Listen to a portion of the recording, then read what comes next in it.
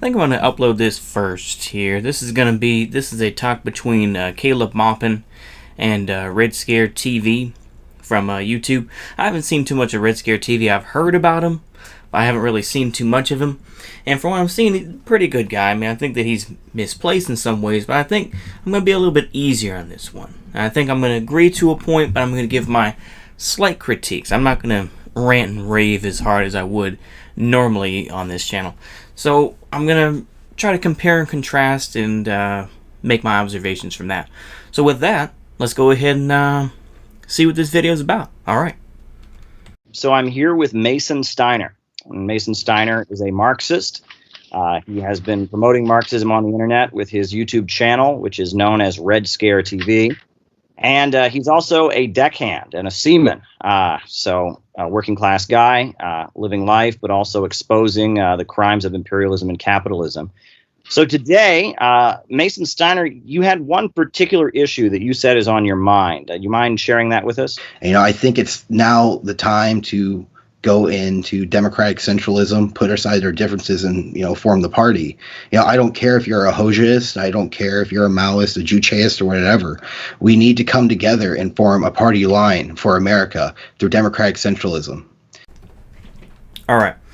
So as we find out later in the video here, I like to give stuff away here when I do this. Maybe it's like maybe I'm like, I know y'all ain't gonna watch every single minute, but apparently he lives in Ohio, which where Caleb Maupin is from.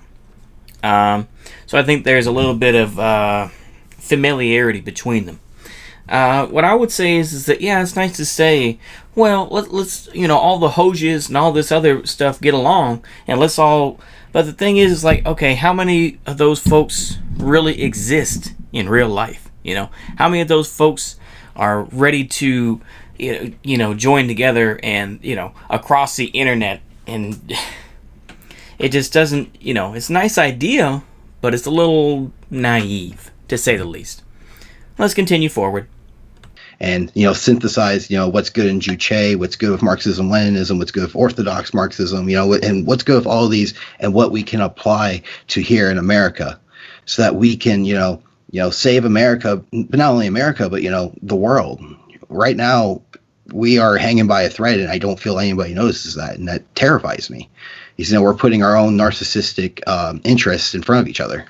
Well, I will say, Mason, great revolutionaries can disagree with each other, and I disagree with you. I think that trying to unify the small, isolated Marxist movement it's not going to happen, because for a lot of these people, the way they define themselves as individuals is by having the one true party line. But number two, it would come at the expense of actually getting to the broad masses of people. We need to get to average Americans who've never met a socialist, never met a communist, have no idea what we believe. That's who we need to be getting to. And these folks don't want to do that. So trying to unify them would be a way of accommodating their isolation. I think we need a new form of socialism. I've been often saying to people, I've been using the slogan, out of the movement and to the masses.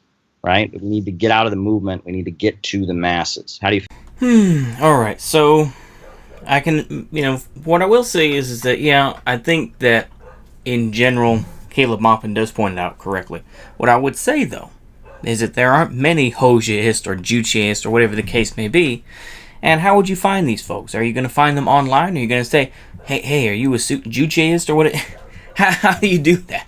I don't think that there are that many types of folks out there. So I don't really believe that. And once again, I think it's nice to say, oh, well, let's go out in the streets and do this and that. But this is something that still kind of irks me a little bit about the gray zone, amongst the fact that they talk about transgenderism as well. But the thing is that I remember in a live stream, Ben Norton, and he was saying, well, yeah, you should join a party, this and that. Now, we can't tell you to do anything because we're journalists. That tells you right there that these are folks that don't care about what you're doing. They're just like, well, it's good that you're getting together and whatnot, but don't tell anybody that we told you to do that.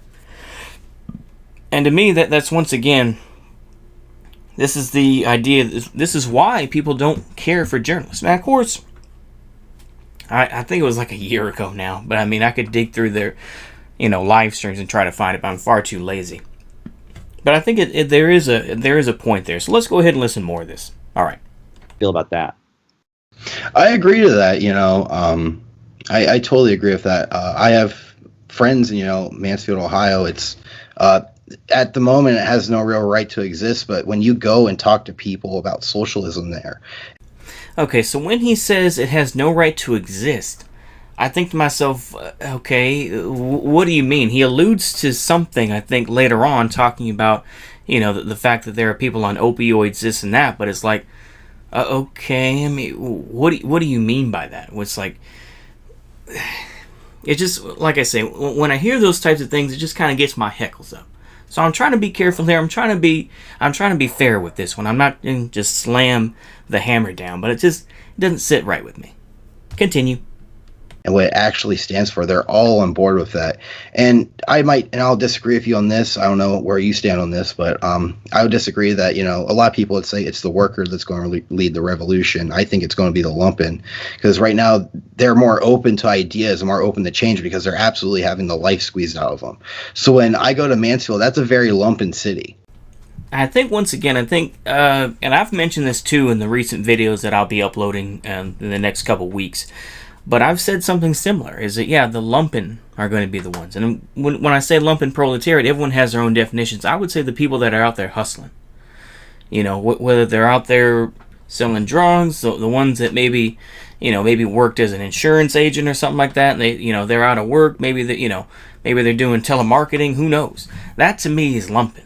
But I have a different definition of it, And of course, everyone has their own definition of it. Of course, you could go with Marx and everything else. I haven't read Marx's work on the Paris Commune, but I think nonetheless, I think that Black Red Guard has said something similar, as I said, where the lumpen, as he puts it, are going to have much more influence than average workers. There aren't people that do that, and even if there are, they're union leaders that are fairly protecting and want to protect their jobs. So.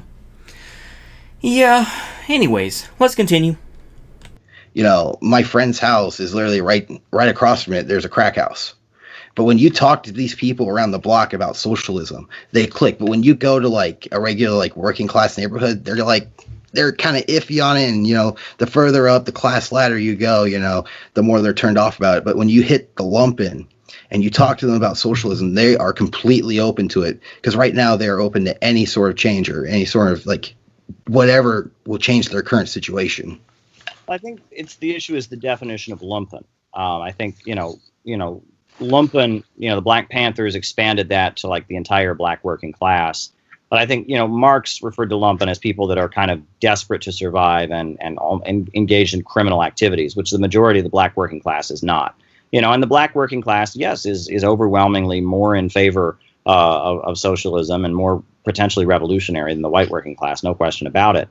But one thing I will say is all throughout the United States, you talked about, a crack house or something like that. Well, think about the fact that, in a lot of white communities now, there's a big problem with heroin and opioids, right? I mean, that's a big thing in a lot of white communities, right? I mean, and there's drug dealing and drug gangs fighting each other in Indiana, for example. That's really common. And of course, I think that, once again, I think that there is an element. Now, I'm not going to say anything either way. I'm going to try to be centrist here on this point too. But of course, the fentanyl and all this would, which is an opioid, they've blamed China, of course, and you can also get into the Sackler family as well.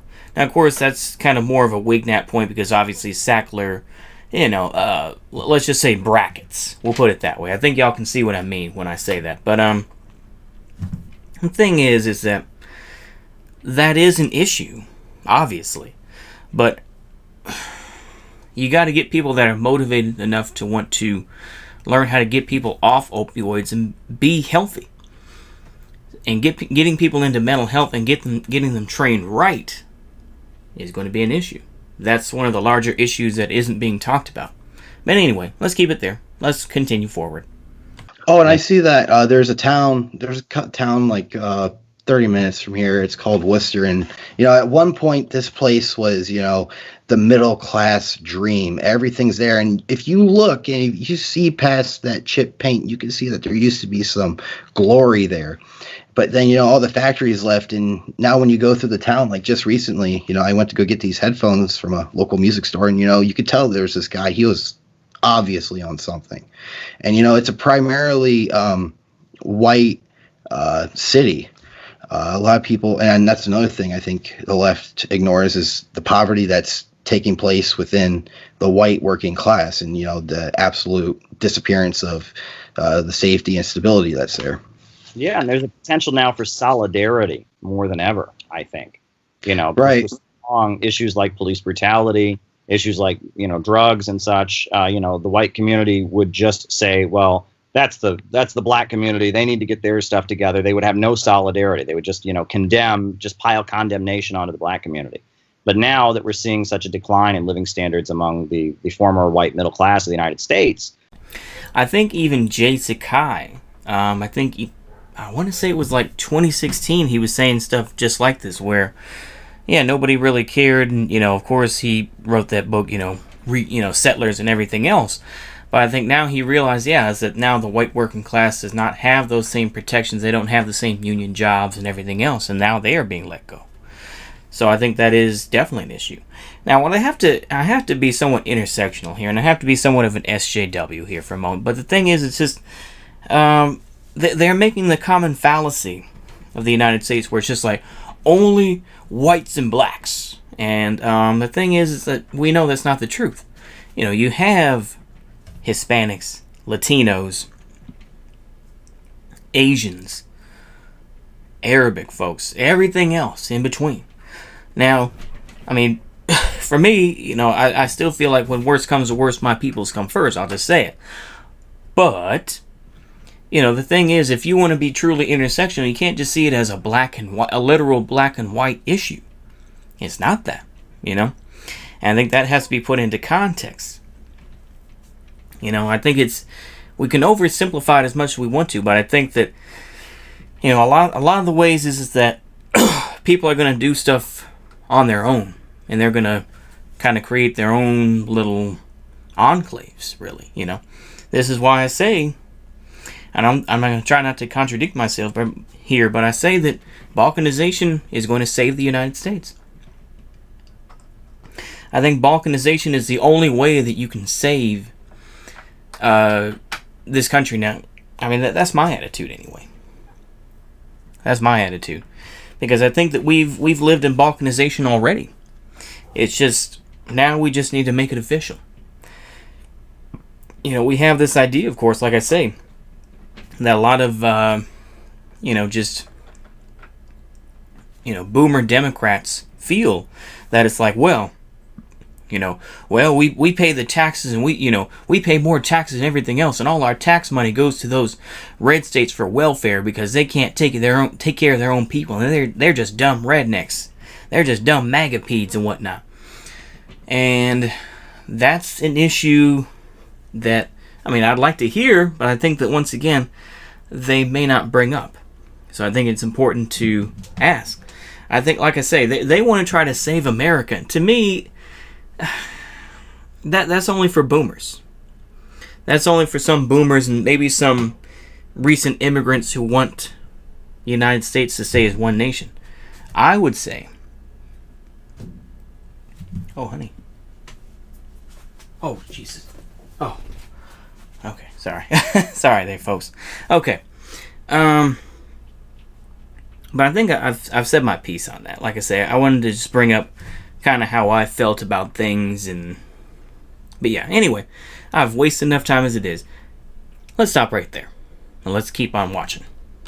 There's more openness, I think, to solidarity around police brutality, solidarity against the war on drugs that devastates communities. And this is an opportunity, I think, for those of us who really take to heart the Communist Party's old slogan, black and white united fight, to kind of, bridge that gap.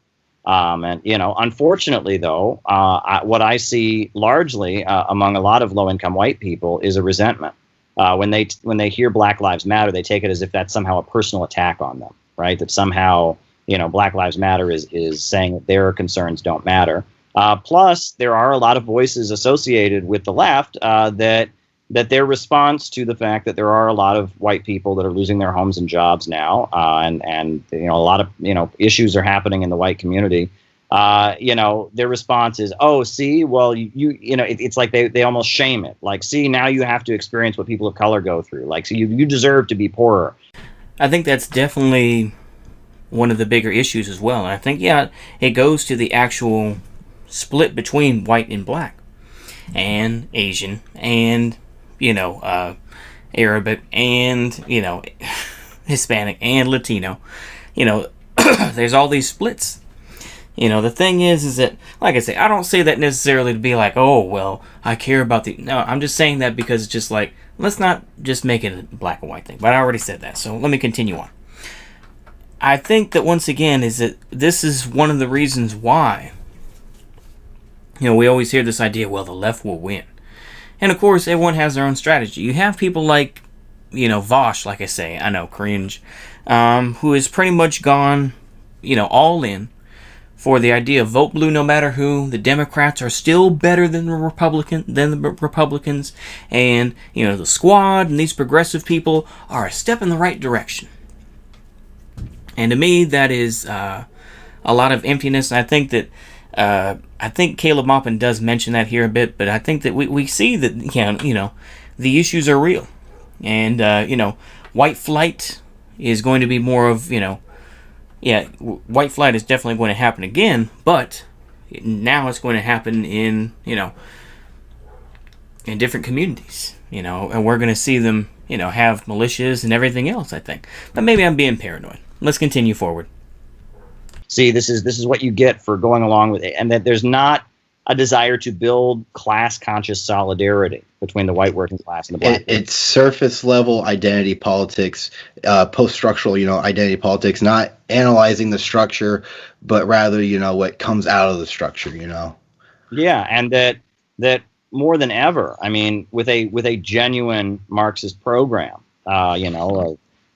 rebuilding the country, paving roads and fixing the crumbling infrastructure, building high-speed railway, building new schools and universities, nationalizing our natural resources and putting, oil and gas and coal and timber into public property, public control of banking, so the lending of money was done in a way that was in the interest of the whole community, guaranteeing an economic bill of rights, like the right to a job, the right to housing and education. With a Marxist economic program like that, you could have solidarity between black and white workers, between Latino workers, Chicano workers, Asian American workers, Arab American workers. They could stand arm in arm against the billionaire bankers and capitalists that are oppressing all of us, right? And that I don't have anything negative to really say here. I think that, once again, it's that a lot of Caleb Maupin's detractors love to say, "Oh, well, you're talking about bankers. Do you mean them with the heavy quotes and all that business? Do you mean Hebrews?" And I think that I think it is ridiculous. I think once again these are pipe dreams to say that immediately solidarity will happen. No. I think once again we have to be realistic. Is that prejudice will always exist. I think that's something we need to realize. You think that just because the Soviet Union existed for 69 years, LOL, you think that they didn't have, beef between each other in different groups? Oh, absolutely. I think I remember watching a documentary on, the Battle of Berlin, 1945.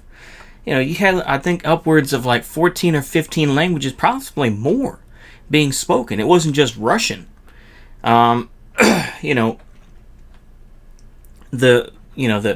tensions were there. Once again, I take some of this with a grain of salt, especially from this, but I've heard some folks, of course, talk about the racism and the prejudice that existed for Russians in large parts of the Soviet Union, because ultimately the Soviet Union arguably was an extension of the Russian Empire, in different form. But the thing is that, to continue further into the system, you had to learn Russian. You'd hit that glass ceiling otherwise, in general, but, you had at least have a working knowledge of Russian. You know, you didn't have to be Orthodox or anything else because, of course, they were atheistic. But, of course, they allowed some religion, this and that. So, like I say, I think that, once again, it's kind of messy. But I think we need to be realistic about some things. It's just like, oh, well, they'll have solidarity with each other. In certain areas, yes. In others, no. But, yeah, that's just my take. Okay. That even on the basis of patriotism, right? I mean, it used to be, sure, that the United States went around the world bombing Korea, bombing Vietnam, beating countries down, and it provided for like a stable layer, like a labor aristocracy in the homeland that lived a prosperous lifestyle. But now they're demolishing that labor aristocracy. You no longer have that big, soft, white middle class in the United States that was kind of the basis of stability. While I don't disagree, I would just say take it easy on the settlers. Can we? Can we take it easy on that? We get a little tired of the whole read settlers thing, bro. Anyway, just a little intro there. Okay, go ahead. Continue. And because of that, we now have the basis for building solidarity. And we see, of course, the rise of white nationalist and white supremacist elements, and their goal is to prevent that and to stoke resentment and hostility among white people to the movements against police brutality and such. However, the leadership of the left is also a misleadership that really doesn't. I think this is one of the biggest problems of the left in general, is oversimplification. And of course, I think ultimately one side doesn't want to understand the other. And I think that is true. The left does not want to understand the right does not want to understand left. They just want to say evil, bad, kill, get them out of the way. Okay. So with that being said, I think that the thing is, I believe that the only cop that has been killed so far in all this melee that has occurred this summer, I believe that they were killed supposedly by, I think, I've heard anyway. I should do my own research here, but basically he was killed by a right winger. Ironically, no left wing person killed the cops ultimately. So I think that just a massive understatement for understanding what is actually going on. Continue. Want to see the economic reinvention of the United States. They don't really want to see socialism come into existence. They want to support the Democratic Party, really. So, on the one hand, we have the far right building a hate movement. And on the other hand, we have the opportunists on the left trying to just kind of stoke resentment for their own political gain in order to make capitalism function in a more stable way. But they have the same ultimate goal of a low-wage police state. Now is really the moment for a real, genuine socialist program to be put into existence. That's where I'm at, and that's what I've been trying to raise throughout all this madness, and trying to put forward a genuine Marxist program. Let's rescue our country by having the workers control the means of production. I mean, that's pretty basic. It's Marxism 101, but even among the Marxist groups, I don't hear anyone saying that. I hear a lot of very different things, but I don't hear that from anybody. Once again, I can say I don't disagree with what Caleb Maupin is saying, but I think this is reminiscent of a video of a response I did to Jason Unruh, where he was talking about basically is that I know people want to throw off the chains of the white supremacy or whatever and unite with comrades in Palestine and in Africa so that we can all work together. I'm like, this is some pipe dream shit.